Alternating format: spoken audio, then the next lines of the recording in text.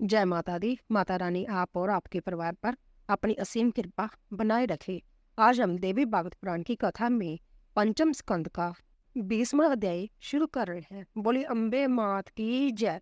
जन्मेजय बोले, हे मुने, अब मैंने भगवती के अंत्यत अवैधुत तथा जगत को शांति प्रदान करने वाले प्रभाव को तो देख लिया, फिर भी हे द्विजवर, आपके मुखारविंद से निकली हुई सुधामयी कथा को बार बार सुनते हुए भी मुझे तृप्ति नहीं हो रही है।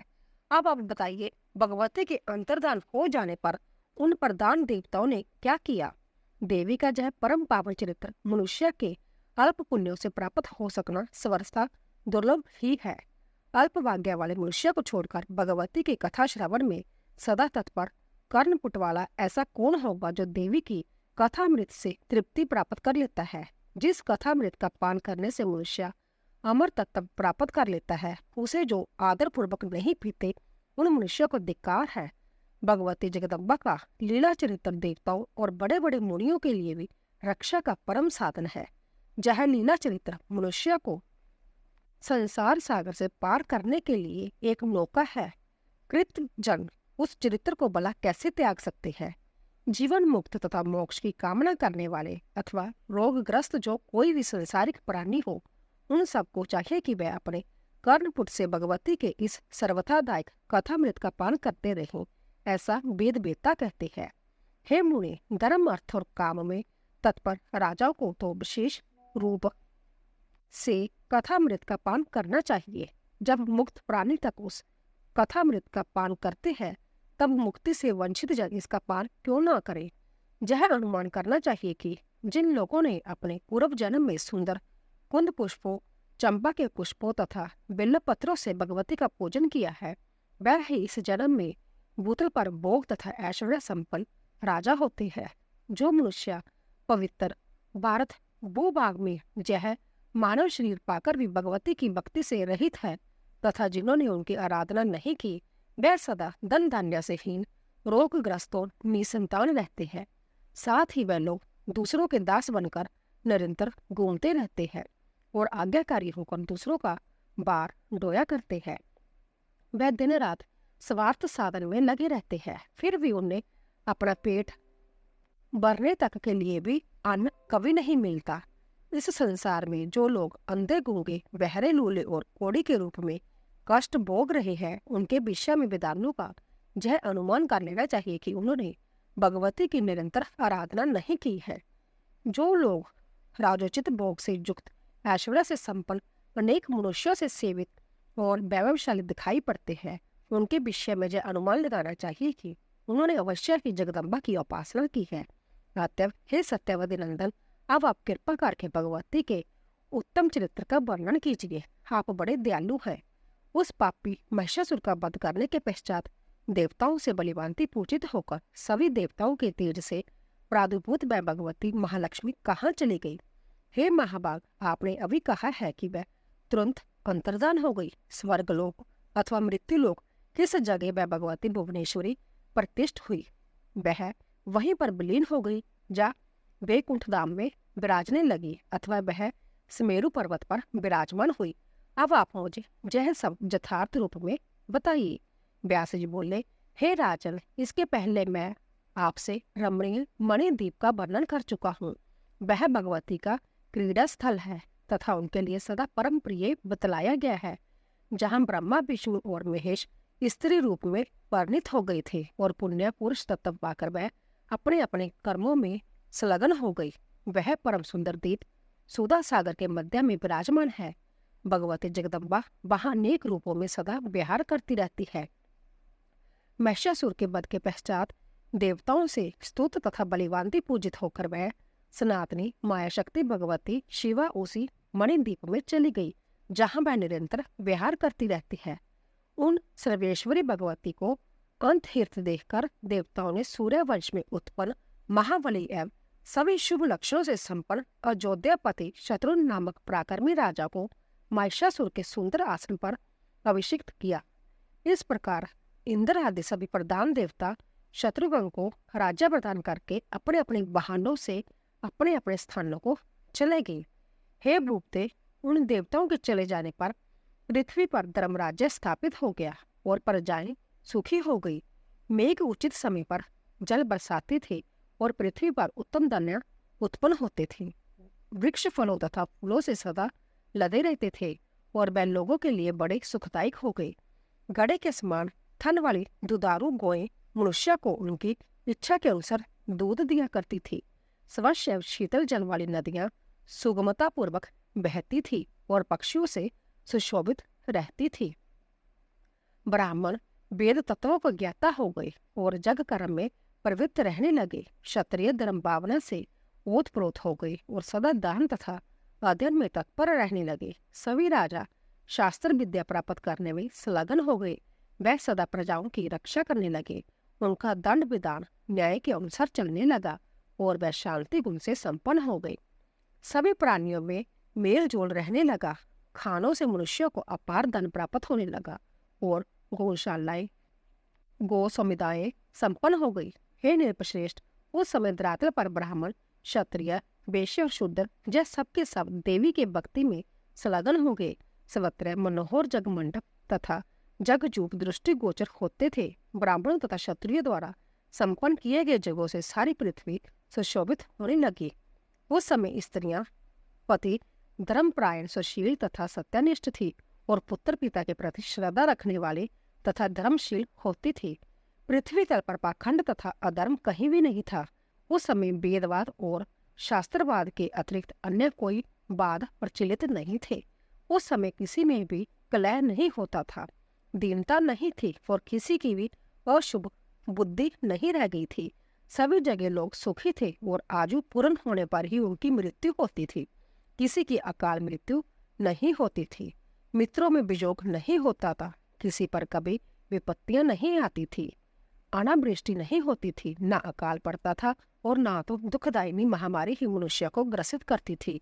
ना किसी को रोग था और ना तो लोगों का आपस में डाह तथा विरोध ही था। सर्वत्र नर तथा नारी सब प्रकार से सुखी थे। सभी मनुष्य स्वर्ग में रहने वाले देवताओं की भांति आनंद भोगते थे। हे राजन, उस समय चोर, पाखंडी, धोखेबाज, दंभी, चुगलखोर, लपट तथा जड़ प्रकृति वाले मनुष्य नहीं रह गए थे। हे भूपते, वेदों से द्वेष करने वाले तथा पापी मनुष्य उस समय नहीं थे। उपति सभी लोग धर्मनिष्ठ थे और नित्य ब्राह्मणों की सेवा में लगे रहते थे। सृष्टि धर्म के 3 प्रकार होने के कारण ब्राह्मण भी 3 प्रकार के थे, सात्विक, राजस तथा तामस। उनमें सत्तम वृत्ति वाले सभी सात्विक ब्राह्मण वेदों के ज्ञाता तथा जग कार्यों में दक्ष दान लेने की प्रवृत्ति से रहित, दयालु तथा संयम रखने वाले थे।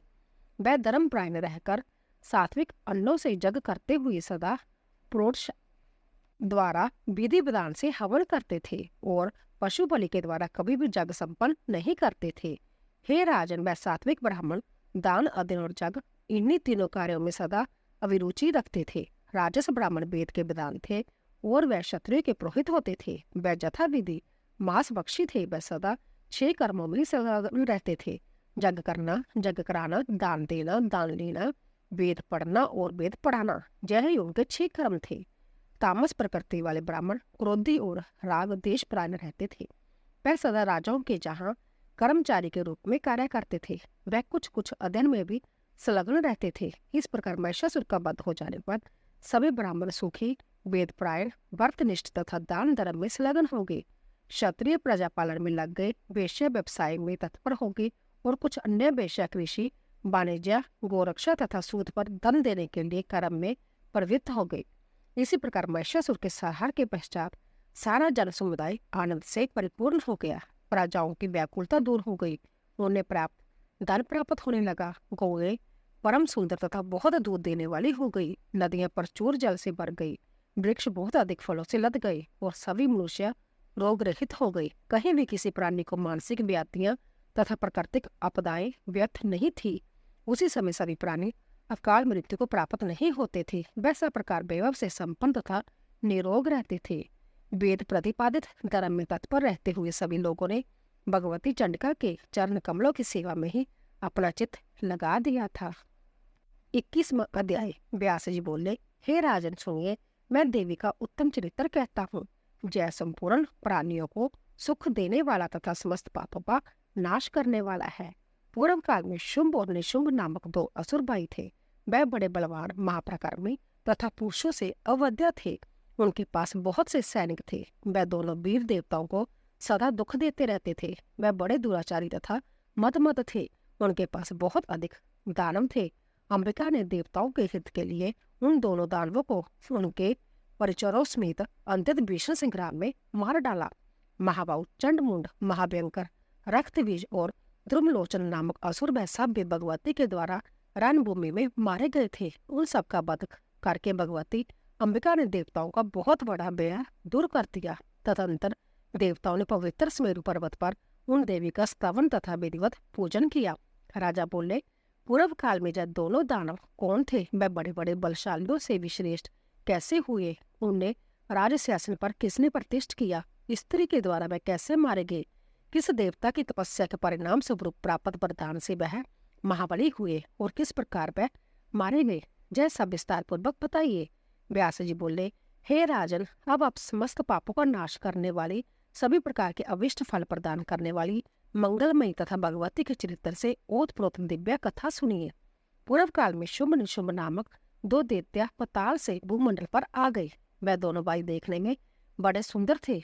पूर्ण वयस्क होने पर उन दोनों ने जगत पावन पुष्कर तीर्थ में अन्न तथा जल का परित्याग करके कठोर तप आरंभ कर दिया। योग साधन में तत्पर रहने वाले शुंभ और निशुंभ एक ही स्थान पर आसन लगाकर 10,000 वर्षों तक घोर तपस्या करते रहे। अंत में समस्त लोगों के पितामह भगवान ब्रह्मा जी उन पर प्रसन्न हो गए और हंस पर आरूढ़ होकर वहां आ गए। ध्यान मगन होकर बैठे हुए उन दोनों को देखकर जगत के रचयिता ब्रह्मा जी ने कहा, हे महाभाग, तुम दोनों उठो, मैं तुम लोगों की तपस्या से परम प्रसन्न हूँ। तुम लोगों का जो भी अविष्ट बार हो उसे बताओ, मैं अवश्य दूंगा। तुम दोनों का तपोबल देखकर तुम लोगों की अभिलाषा पूर्ण करने के विचार से ही मैं जहाँ आया हूँ। व्यास जी बोले, ब्रह्मा जी की जय वाणी सुनकर समाहित चित्त वाले उन दोनों का ध्यान टूटा। तब प्रदक्षिणा करके उन्होंने दंड की भांति भूमि पर गिरकर ब्रह्मा जी को प्रणाम किया। फिर तप के कारण दुर्बल शरीर वाले दोनों दानवों ने ब्रह्मा जी से बड़ी दीनता पूर्वक गदगद वाणी में जय मधुर वचन कहा, हे देवादिदेव, हे दया सिंधु, हे भक्तों को अभय देने वाले ब्राह्मण, हे विभो, यदि आप हम पर प्रसन्न हैं तो हमें अमर तत्व प्रदान कीजिए। मृत्यु से बढ़कर दूसरा कोई भी बेया इस पृथ्वी लोक में नहीं है। उसी बेया से संत्रस्त होकर हम दोनों आपकी शरण को प्राप्त हुए हैं। हे देव, आप हमारी रक्षा कीजिए।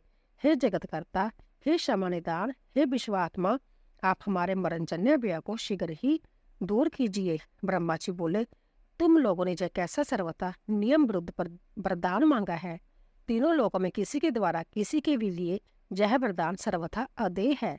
जन्म लेने वाले की मृत्यु निश्चित है और मरने वाले का जन्म निश्चित है। विश्व की रचना करने वाले प्रभु ने जो नियम पहले से निर्धारित किए हैं, सभी प्राणियों को निश्चित रूप से मरना ही पड़ता है, इसमें संदेह नहीं है। अंत्य इसके अतिरिक्त तुम लोगों का जो भी दूसरा अवलेषित वर हो उसे मांग लो, मैं अभी देखता हूँ। व्यास जी बोले, हे राजन, ब्रह्मा जी की जय बात सुनकर उन दोनों दानवों ने बलिवांति विचार करके उपरांत अपने सम्मुख खड़े उन ब्रह्मा जी को प्रणाम करके कहा, हे कृपा सिंधु देवता, मनुष्य, मृग अथवा पक्षी, इनमें से किसी भी पुरुष जाति के द्वारा हमारा मरण न हो, यही हमारा अविष्ट बार है, इसे आप हमें प्रदान करें। ऐसी कौन बलवती स्त्री है जो हम दोनों का नाश कर सके? इस चराचर त्रिलोकी में किसी भी स्त्री से हम नहीं डरते। हे ब्राह्मण, हम दोनों भाई पुरुषों से अवध्या होवे, हमें स्त्रियों से कोई डर नहीं है, क्योंकि वह तो स्वभाव से ही अबला होती है। व्यास बोले, उन दोनों का जय वचन सुनकर ब्रह्मा जी उन्हें अभिलाषित वर दे दिया और प्रसन्नता से अपने स्थान पर चले गए। ब्रह्मा जी के अपने लोक चले जाने पर वह दोनों दानव भी अपने घर चले गए। उन्होंने वहां पर शुक्राचार्य को अपना पुरोहित बनाकर उनका पूजन किया। फिर किसी उत्तम दिन और नक्षत्र में सोने का दिव्य तथा सुंदर सिंहासन बनाकर मुनि ने राज्य स्थापना के लिए उन्हें प्रदान किया। उन्होंने ज्येष्ठ होने के कारण शुंभ को वह सुंदर राज सिंहासन समर्पित किया। उसी समय अनेक श्रेष्ठ दानव उसकी सेवा करने के लिए शीघ्र वहां उपस्थित हो गए। बल अभिमानी तथा महापराक्रमी चंड और मुंडजा दोनों भाई भी अपने सेना तथा बहुत से रथ, घोड़े और हाथी साथ में लेकर उनके पास आ गए। शुंभ को राजा बना हुआ सुनकर उसी रूप वाला ध्रुमलोचन नामक प्रचंड पराक्रमी दैत्य भी उस समय सेना सहित वहां पहुंच गया। उसी प्रकार वरदान के प्रभाव से अत्यधिक बलशाली तथा शूरवीर रक्तबीज भी दो अक्षणी सेना के साथ वहां आकर सम्मिलित हो गया। हे राजन, उसके अतिशय बलवान होने का एक कारण ये था कि संग्राम में युद्ध करते हुए उस रक्त बीज के शास्त्रगत होने पर उसके शरीर से जब भूमि पर रोदन गिरता था, उस समय उसके ही समान क्रूर और हाथों में शास्त्र धारण किए बहुत से वीर पुरुष उत्पन्न हो जाते थे। रक्त बिंदु से उत्पन्न वह पुरुष उसी रक्त बीज के आकार, रूप और पराक्रम वाले होते थे और वह सभी पुण्य युद्ध करने लगते थे। इसीलिए संग्राम में महापराक्रमी तथा अजय समझा जाने वाला वह महान असुर रक्त बीज सभी प्राणियों से अवध्य हो गया था। इसके अतिरिक्त चतुर्गुणी सेना से युक्त अन्य बहुत से पराक्रमी दानव भी शुंभ को अपना राजा मानकर उसकी सेवक बन गए। उस समय शुंभ और निशुंभ के पास असंख्य सेना हो गई और उन्होंने अपने बल के प्रभाव से भूमंडल का संपूर्ण राज्य अपने अधिकार में कर लिया। फिर शत्रु पक्ष के वीरों का सहार करने वाले निशुंभ ने अपनी सेना सुसज्जित करके इंद्र को जीतने हेतु बड़े बेग से स्वर्ग के लिए प्रस्थान किया। वहां पहुंचकर उसने लोकपालों के साथ घोर युद्ध किया। तब इंद्र ने उसके वक्ष पर वज्र से प्रहार किया। उस वज्रघात से आहत होकर दानव शुंभ का छोटा भाई निशुंभ भूमि पर गिर पड़ा। तब परम साहसी उस निशुंभ की सेना भाग गई। अपने भाई की मूर्छित हुआ सुनकर शत्रु सेना को नष्ट कर डालने वाला शुंभ वहां आकर सभी देवताओं को बाणों से मारने लगा। इसी प्रकार किसी भी कार्य को कठिन न समझने वाले उस शुंभ ने भीषण युद्ध किया और इंद्र सहित सभी देवताओं तथा लोकपालों को पराजित कर दिया। तब उस शुंभ ने अपने पराक्रम के प्रभाव से कल्प वृक्ष और कामधेनु सहित इंद्र पद को अधिकार में कर लिया। उस दुसाहसी शुंभ ने तीनों लोकों पर आधिपत्य जमा लिया और देवताओं को मिलने वाले जगभागों का हरण कर लिया। नंदन वन पाकर के वह महान असुर आनंदित हुआ और अमृत के पान से उसे बहुत सुख मिला। उसने कबीर को जीतकर उनके राज्य पर अधिकार कर लिया और सूर्य तथा चंद्रमा का भी अधिकार छीन लिया। उसने जमराज को परास्त करके उनका पद संभय ले लिया। इसी प्रकार अपने बल के प्रभाव से वरुण का राज्य अपने अधीन करके वह शुंभ राज्य शासन संभय करने लगा और अग्नि तथा बाजू के कार्य संभय करने लग गया। तब असुरों के द्वारा तिरस्कार और राज्य छीन जाने के कारण नष्ट शोभा वाले सभी देवता नंदन वन छोड़ पर्वतों की गुफाओं में चले गए। अधिकार से वंचित होकर वह सब निर्जन वन में भटकने लगे। अब उनका कोई सहारा नहीं रहा, उनके रहने की जगह नहीं रही। वह तेजहीन और आजू विधहीन हो चुके थे। इस प्रकार सभी देवता पर्वतों की कंदराओं, निर्जनों, उद्यानों और नदियों की घाटियों में विचरण करने लगे। हे महाराज, स्थान भ्रष्ट हो जाने के कारण उन बेचारे लोकपालों के कहीं भी सुख नहीं मिल रहा था और फिर यह सुनिश्चित भी है कि सुख सदा अरबंध के अधीन रहता है। हे नरदीप, बलशाली, बड़े भाग्यवान, महान ज्ञानी तथा धन संपन्न व्यक्ति भी विपरीत समय उपस्थित होने पर दुख तथा कष्ट पाते हैं। हे महाराज, उस काल की गति बड़ी ही विचित्र होती है, जो एक साधारण मनुष्य को राजा बना देता है और उसके बाद राजा को भिखारी भी बना देता है। वही कालदाता को जाचक, बलवान को निर्बल, पंडित को अज्ञानी और वीर को अंतत कायर बना देता है। 100 अश्वमेध जप करने के बाद सर्वोत्कृष्ट इंद्रासन प्राप्त करने के भी बाद समय के फेर से इंद्र को असीम कष्ट उठाना पड़ता था। काल की ऐसी विचित्र गति होती है। समय ही मनुष्य को धर्मात्मा तथा ज्ञानवान बनाता है और फिर उसी व्यक्ति को पापी तथा अत्यल्प ज्ञान से भी हीन बना देता है। अंत्यकाल की इस अवैध गति के विषय में कुछ भी आश्चर्य नहीं करना चाहिए। यही काल ब्रह्मा, विष्णु, शिवादि को भी इसी प्रकार संकट में डाल देता है। बलवान काल के ही प्रभाव से भगवान विष्णु शुकर आदि योनि में जन्म लेना पड़ा और शिव जी को कपाली होना पड़ा। तो दोस्तों, इसी तरह 21वां अध्याय पूरा हुआ। कल की कथा में हम देवताओं द्वारा भगवती की स्तुति करना और उनका प्रकट होना की कथा का श्रवण करेंगे। बोली अम्बे मात की जय। तो दोस्तों, अगर आपको हमारी कथा पसंद आ रही हो, प्लीज जाने से पहले चैनल को सब्सक्राइब कीजिए, लाइक कीजिए और शेयर कीजिए। आप सभी का धन्यवाद।